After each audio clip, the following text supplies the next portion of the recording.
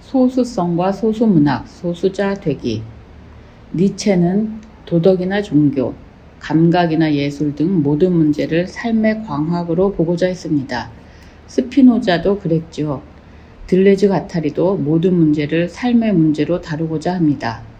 창안과 실험 속에서 다른 삶을 만들어내는 것이 그것입니다. 차이나 생성, 존재, 내재성 같은 극히 추상적인 철학적 개념들을 다룰 때조차 이는 다르지 않습니다. 정치에 관한 개념 또한 그렇습니다.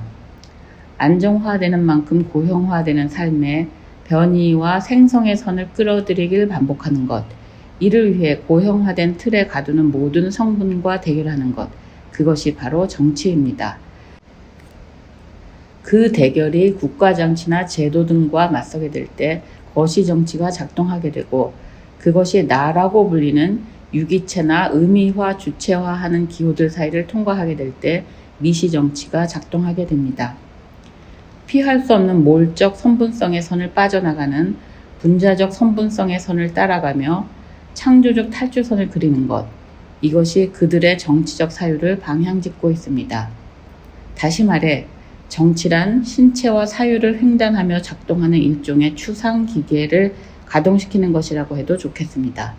따라서 좋은 삶을 생산하기 위한 윤리학과 생성의 정치학은 하나의 평면 위에 있다고 하겠습니다. 소수자나 소수성의 개념은 흔히들 현실적 문제라고 생각하는 구체적 사안들과 이러한 정치적 사유가 만나는 접점에 자리 잡고 있습니다. 이른바 소수자 정치 내지 소수성의 정치학이 거기서 출현합니다. 소수성이란 개념이 처음 나타난 것은 소수문학 연구를 위하여라는 부제를 달고 출판된 카프카에서입니다. 카프카의 문학과 언어에 대한 연구가 소수성 개념이 탄생한 곳이라는 겁니다. 그 뒤에 출간된 책 천의 고원에서 소수성 개념이 중요하게 사용되는 곳은 언어학의 공준, 되기, 그리고 자본과 국가의 문제를 다루는 포획장치의 마지막 부분입니다. 약간 단순화하여 말하자면 언어나 소수자 되기가 미시정치의 영역에 가깝다면 자본의 국리계와 국가장치 안에서 소수자 운동을 다루는 포획장치 부분은 거시정치 영역에 가깝다고 할 수 있겠습니다. 소수자 정치는 각각의 개인적인 문제를 직접적으로 정치적인 것으로 연결하는 소수자의 생존 조건을 모태로 합니다. 이러한 조건은 모든 것이 집합적인 가치를 갖도록 만듭니다. 들레즈 가타리가 카프카의 일기를 인용하며 문학은 민중의 문제다 라고 하는 것은 이 때문입니다. 이는 소수문학의 특징이기도 합니다. 소수자 개념이 미시정치와 거시정치 모두의 교점에 있는 것 또한 이와 무관하지 않습니다. 소수성 개념이 뜻하는 바를 제대로 이해하려면 먼저 카프카와 소수문학을 경유하는 것이 필요합니다. 소수성을 다수성의 결여나 다수성의 거부로 오해하는 경우가 적지 않게 하는 말입니다. 소수성은 이런 부정적 개념이 아니라 생성이라는 긍정적 개념임이 강조되어야 합니다. 알다시피 카프카는 프라하의 유대인이었죠. 그는 글을 쓰는 것이 삶 자체였던 작가였지만 체코어나 히브리어, 이디시어가 아니라 독일어로 글을 썼습니다. 하지만 괴테처럼 풍부하고 아름다운 독일어로 글을 쓰지 않고 반대로 빈곤하고 간결한 독일어로 글을 썼습니다.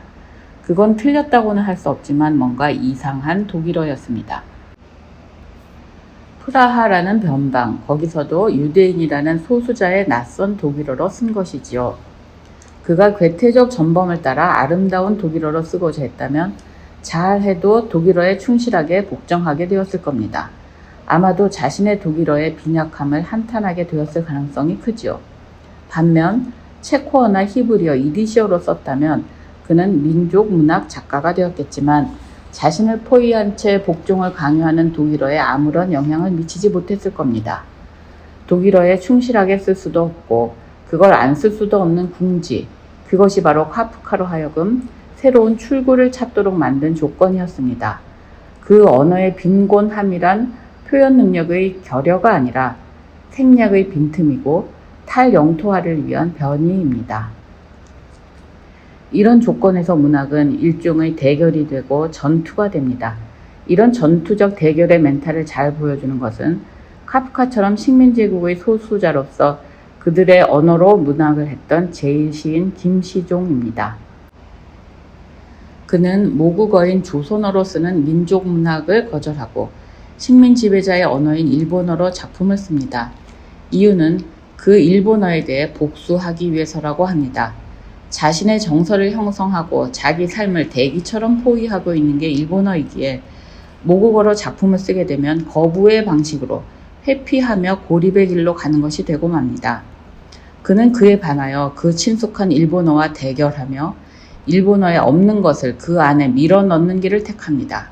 까칠까칠하고 낯설지만 매력적이기에 제거할 수 없는 일본어를 만들어 그것에 돌려주는 것. 그것이 바로 일본어에 대한 자신의 복수라는 겁니다.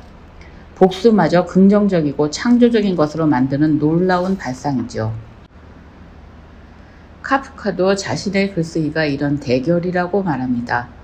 프라하의 유대인으로 하여금 글을 쓰는 것을 가로막는 궁지에서 지배적 다수적 언어 안에서 새로운 언어를 창안하며 진행되는 문학적 전투. 그것이 카프카의 문학입니다.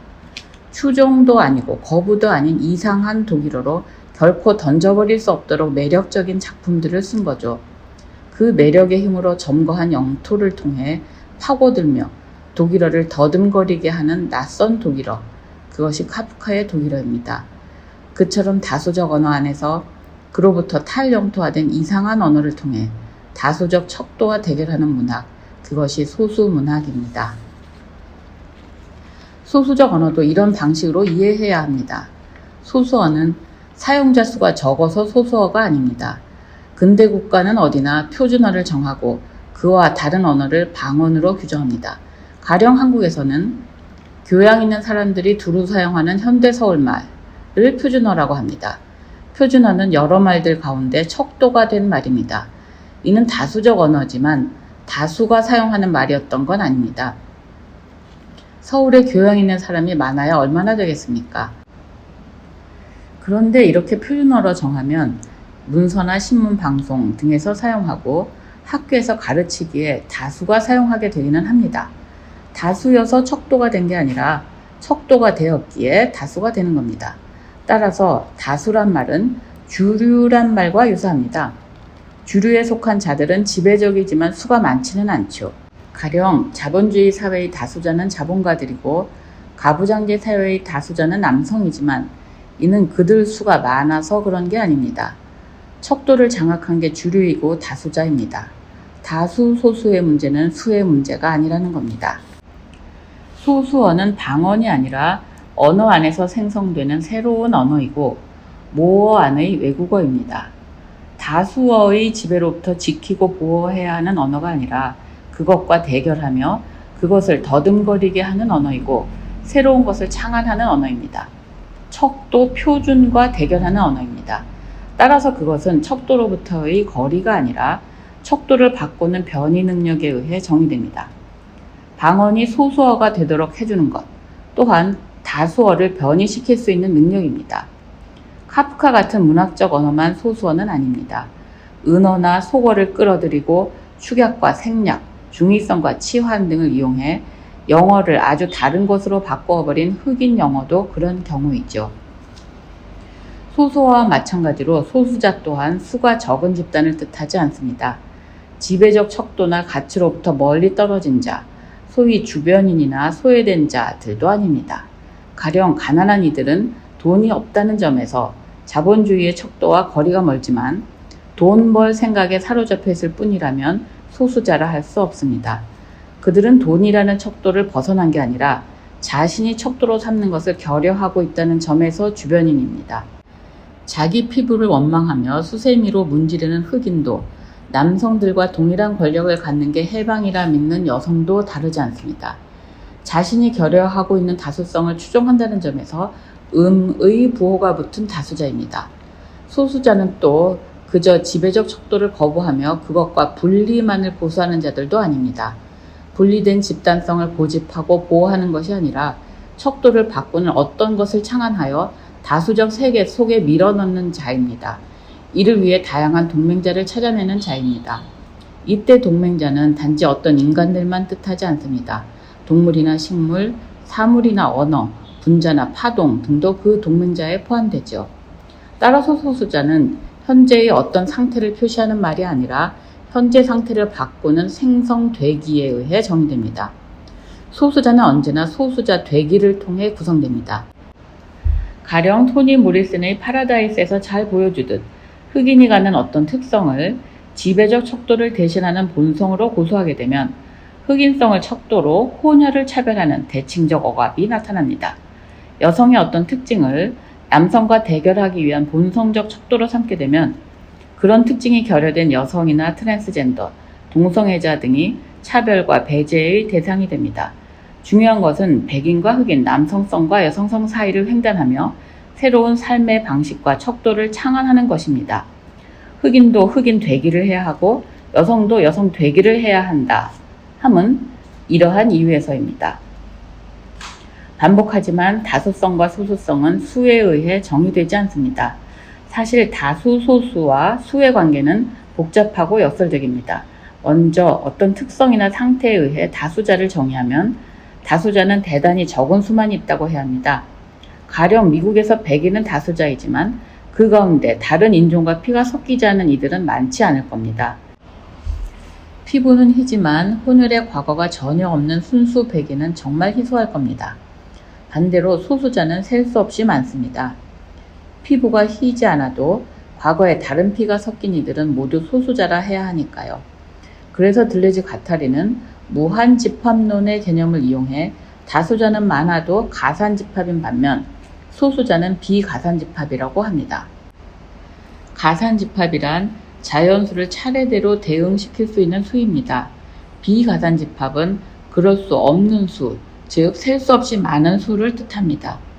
소수자는 이처럼 접속이나 혼성에 의해 구성되기에 단일한 성원으로 구성될 때조차 비가산적인 것의 능력을 행사합니다.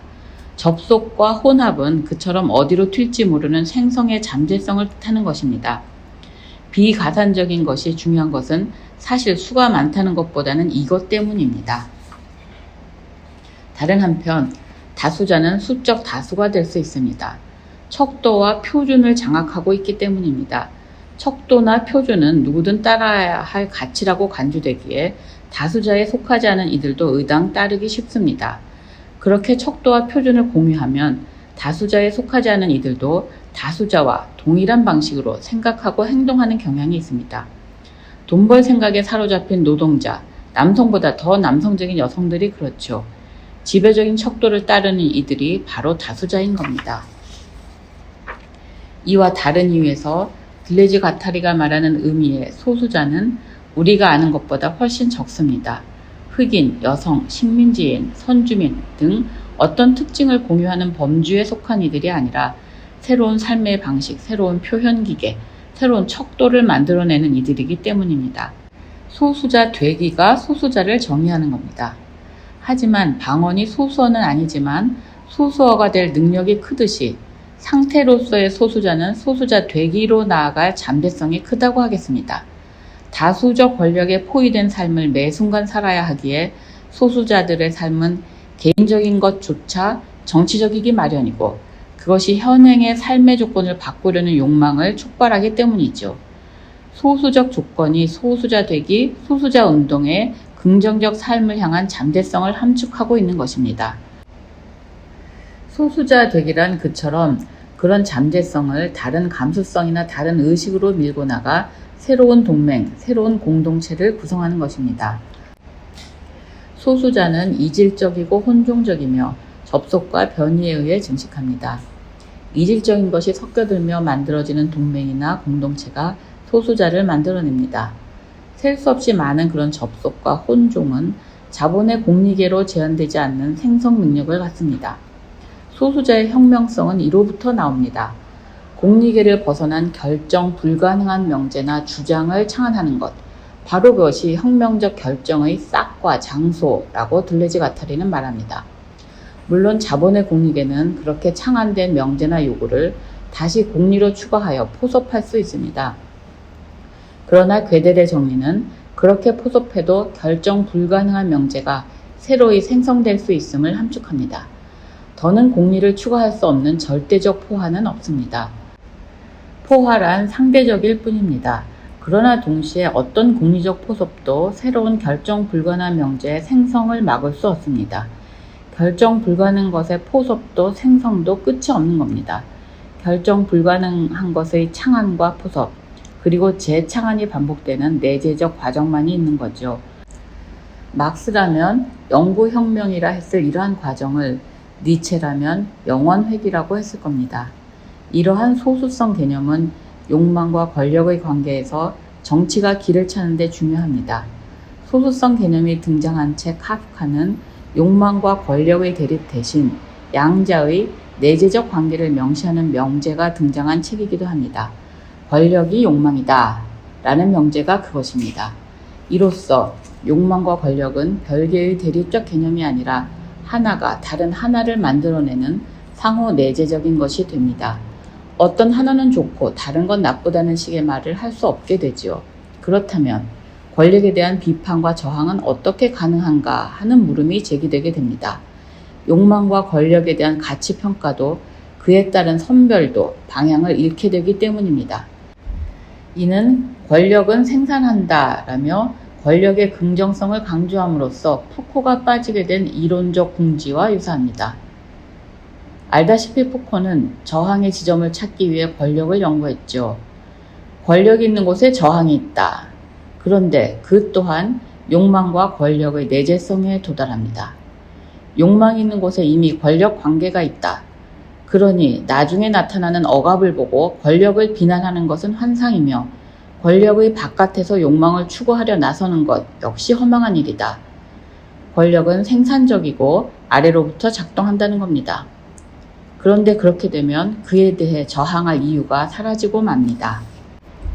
천의 고원에서 들레즈 가타리는 권력이란 욕망이 지층화된 것이고 탈주선이 1차적이라는 명제를 통해 그 내재성 안에 가치평가의 거점을 마련합니다.